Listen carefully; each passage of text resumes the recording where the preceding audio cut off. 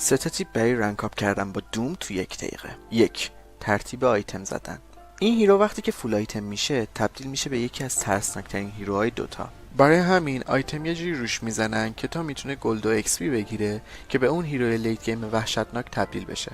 اولش توی لین ونگارد بگیرید که بتونید توی لین زنده بمونید و زیاد فشار نخورید. بعدش آرکین بوتس، مایداس و بعدش ونگارد و آرکین بوتس رو تبدیل کنید به اوکتارین کور که آیتم فوق‌العاده‌ایه روی این هیرو، چون اجازه میده زودتر مایداس و اسپل یکتون یا همون دیواور رو بزنید و نتورتتون از اینی که هست هم بیشتر بشه.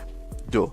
کات کردن کریپا. بعد از اینکه ونگاردتون اومد و اسپل 2تون یا همون اسکورچ ارث رو حداقل 3 بار گرفتید، میتونید کریپا رو پشت تاور با کمپ های نوترال همزمان فارم کنید. 3.